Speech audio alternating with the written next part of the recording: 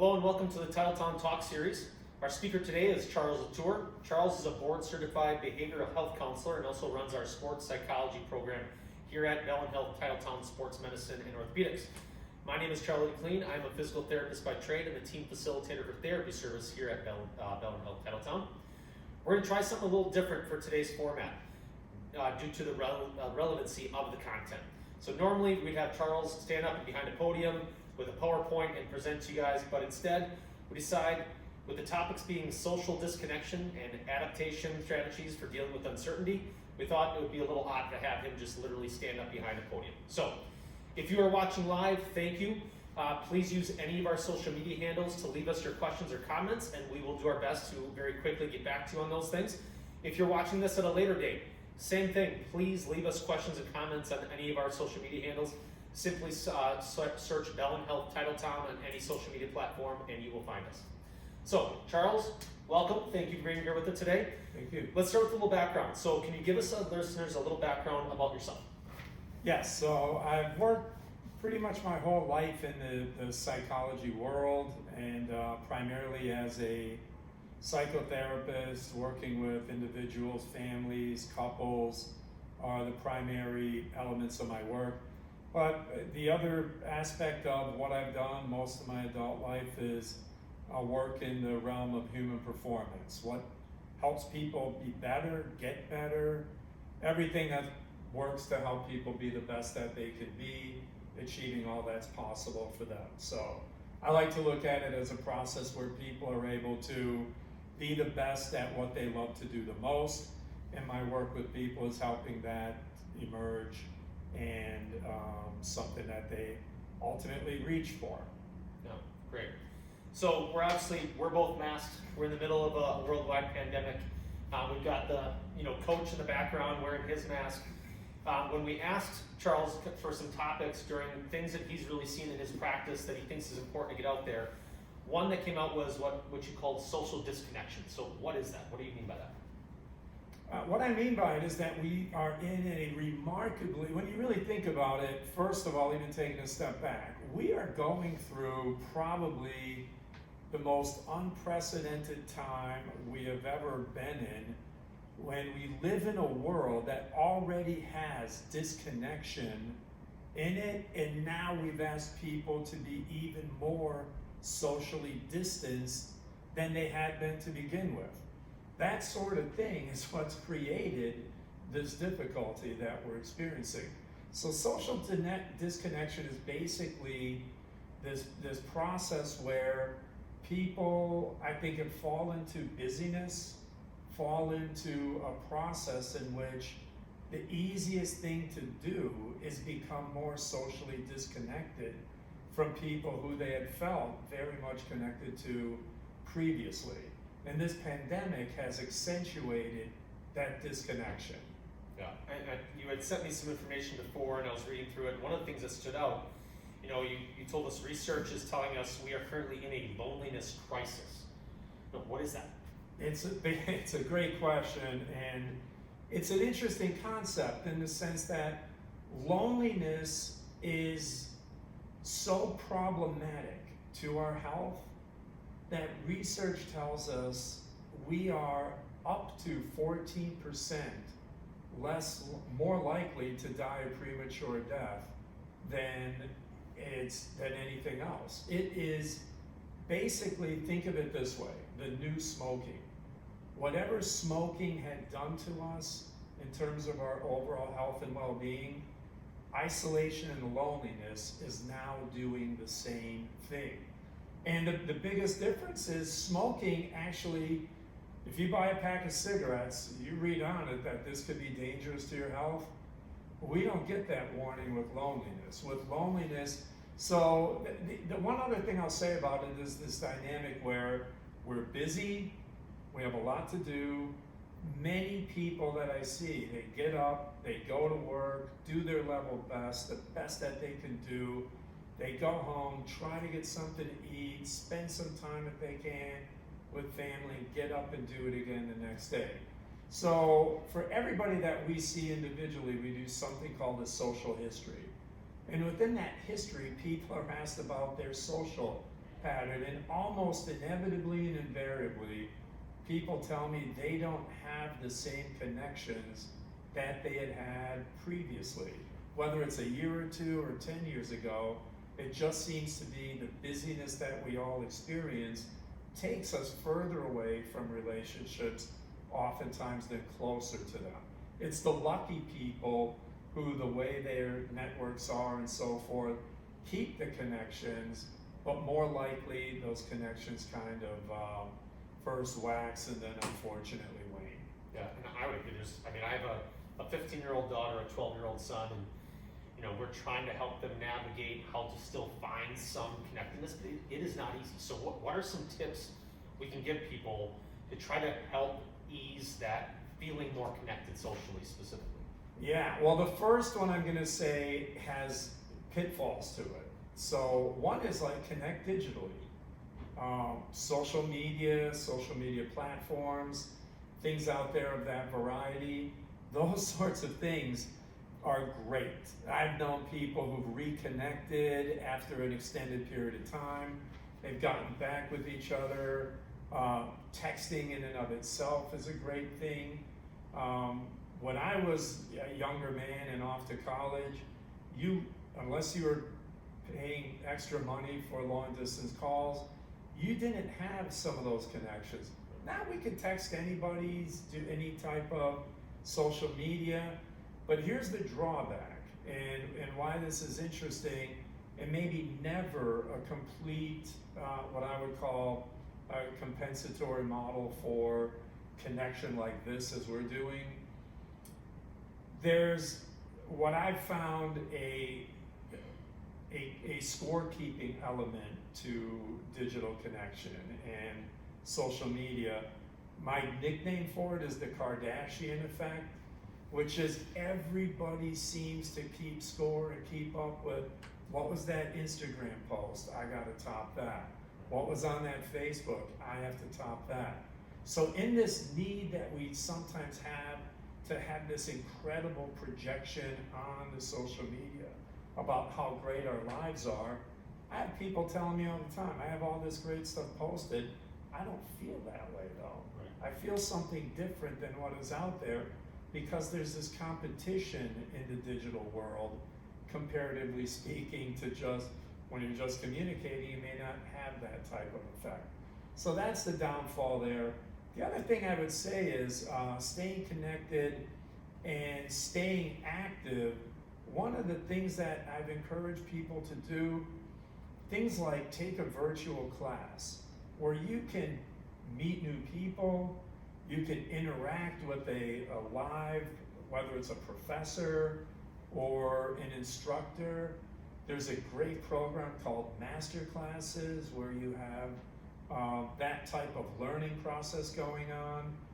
Doing things, Zoom, many people that I see have this great thing that they call Zoom get-togethers.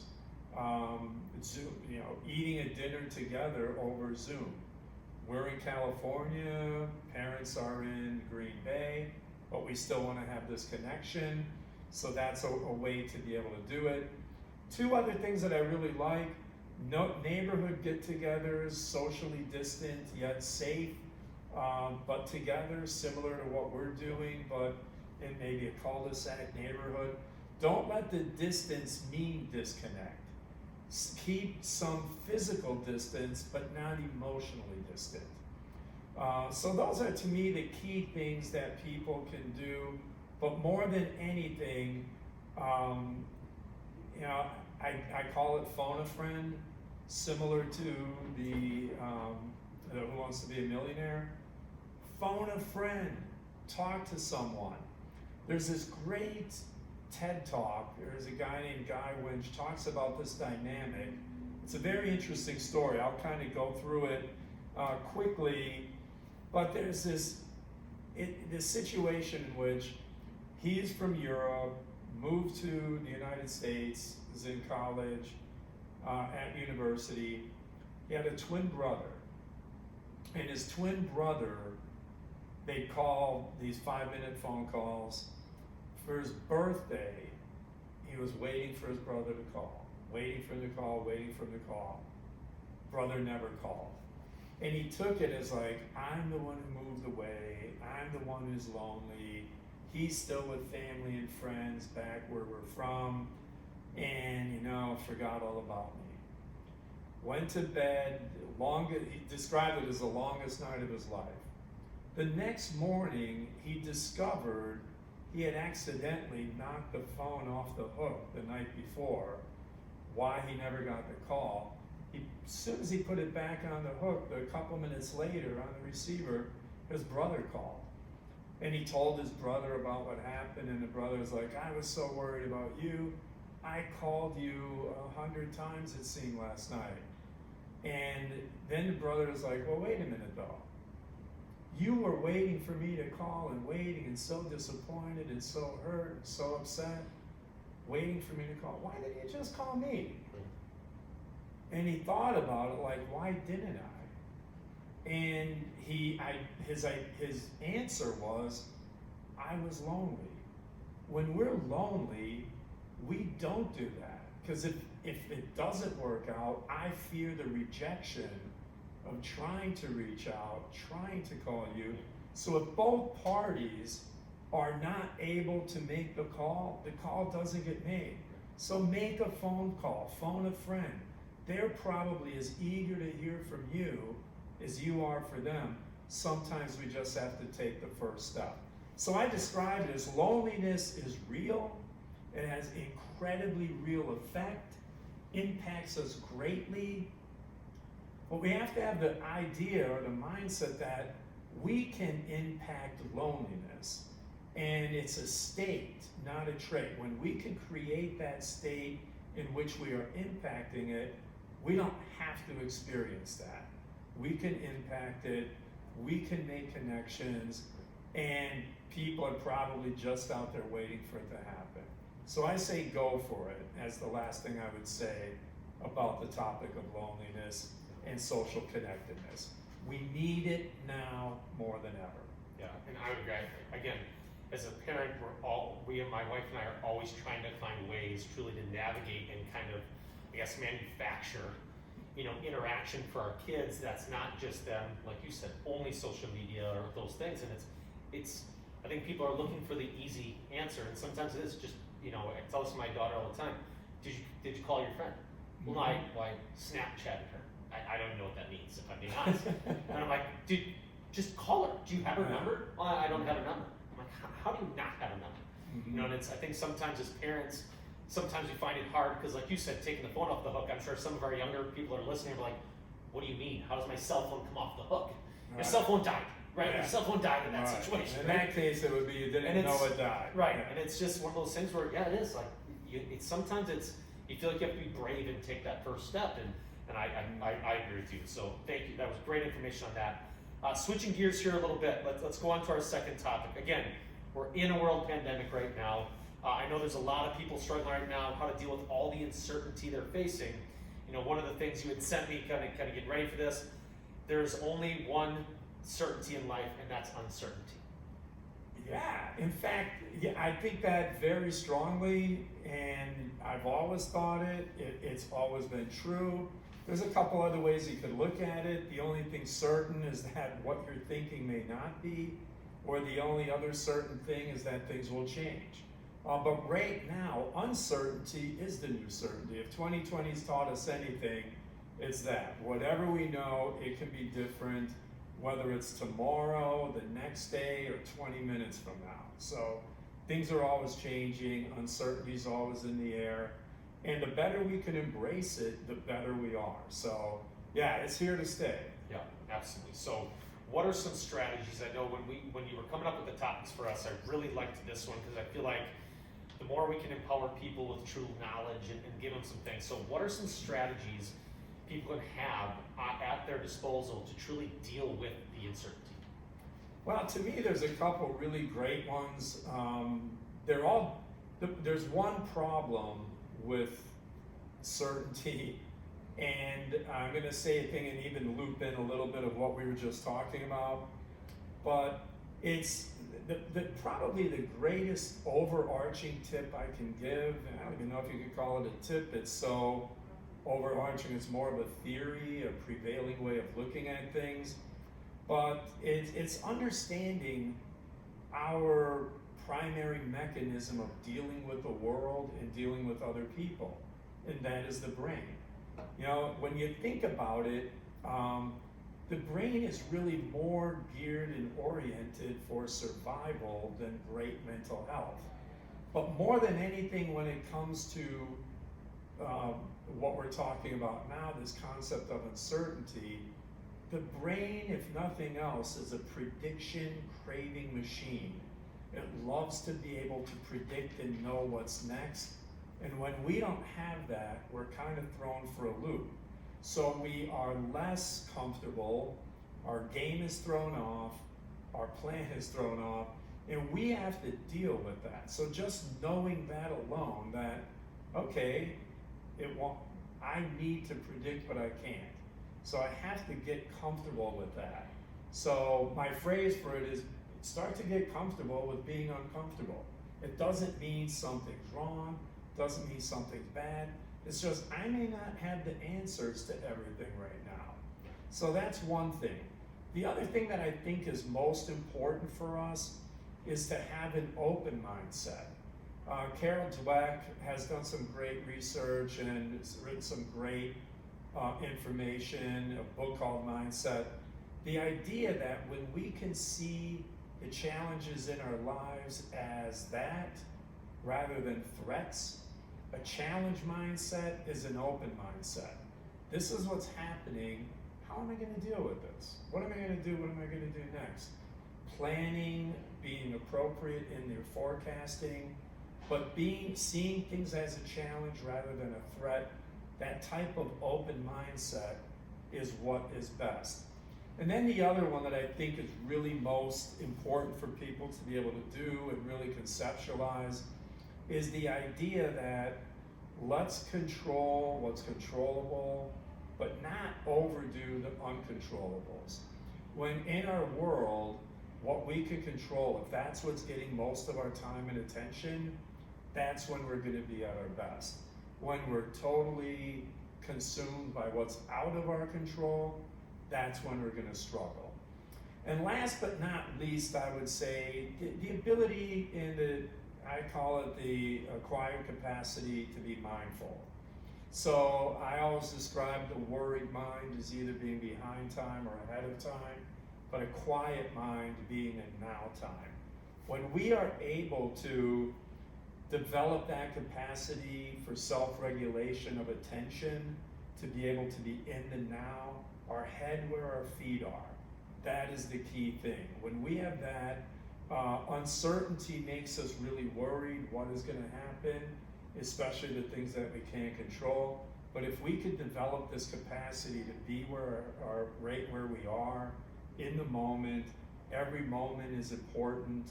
When we have that mindset, we're much better. But I want to say one other thing, tying in if I could even put a plan to it, is just being yourself more regulated than dysregulated. And you can do that with like 4 key things. One is physiological self-regulation, a deep breath to start your day.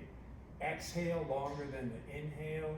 That's if you do 5 seconds in, hold for 2, exhale for 8. That is creating greater physiological self-regulation, your best friend. If you can do that, you're going in the right direction. Secondly, identifying in this uncertain world something that you are certain about, which is something you can be grateful for. Setting the tone of gratefulness to start your day. Thirdly, set an intention. I may not know everything that's going to happen in this uncertain world, but I have this one intention today, and this is one thing I am for certain going to do. And then that last one, as I was mentioning, a commitment to your to being where you are, your head where your feet are every day, before you even get out of bed, setting that for yourself is the greatest thing. And then that leads me to my last, if I had an overarching recommendation on this, is that in the uncertain times that we are in, if you have a purpose that you are always grounded to, no matter what, how your thoughts, feelings, words, everything run through that purpose, no matter what uncertainty you face, you always have your purpose. So I use the example sometimes for myself. Part of my purpose is to help people reach what's possible for them. That regardless of uncertainty, everybody that I'm with, that's one thing I'm helping them do. So whatever the day, whatever the uncertainties, my purpose is always certain. So when we have that, we are in a psychologically much better frame of mind, psychologically healthier place, and we're helping other people while we're helping ourselves, and it's hard to get something cooler than that. So those are the things I think more than anything in the uncertainty are steps that people can take. Yeah, great information. I think the one that, I've heard you speak multiple times, obviously we work together. The being present is one of the things that I think more of us struggle with than they think. I think that'll be one of well, of course, I'll be present. And I really think that's harder for people to understand there's so many distractions that are readily available, cell phones, everything, information at our fingertips. At times I find that's the one thing that if I can tell myself in moments, whether it be with family or at work listening to a coworker that I work with, or even quite frankly with patients, of just be present right now, be in the moment for yourself and for the person you're interacting with. I think that's something that has gotten lost. Well, I think that's not only a great observation on life, but I think a great self-observation, that you have insight into that. We all have that. We all struggle with that. Research shows a guy named Dan Gilbert at Harvard has even researched it, and even has a number at which we are percentage-wise in the present versus somewhere else. Secondly, we're less happy when we're not in the present. When the mind wanders, in fact, that's the subtitle to the article, paraphrasing it, it's like a wandering mind is an unhappy mind. The more it wanders, it usually winds up at not as pleasant a place as what we would be doing in the present, no matter how much unfun we think that would be. One example is doing dishes even. That when we're present doing that, we are in a happier place than wherever our wandering would take us. So when we could redirect a wandering mind and develop that skill set, that is one of our greatest allies in dealing with anything, particularly uncertainty. Great. Well, I really appreciate your time, Charles. This was fantastic. I hope you guys enjoyed this. Please, again, any comments or questions you have for us, any of our social media platforms, please reach out. Otherwise, if you go on, even simply just on the search engine, if you type in Bellin Health, Charles LaTorre, his name will be on the title of this video as well. Please reach out with any questions directly. Great program. We have a lot of things, and mental health has never been more important. So really appreciate your time. And thank you for joining us for this first rendition of our more interview platform of the Bellin Health Titletown Talk series. Thank you, Charles. Thank you. And thank you, everybody, for tuning in.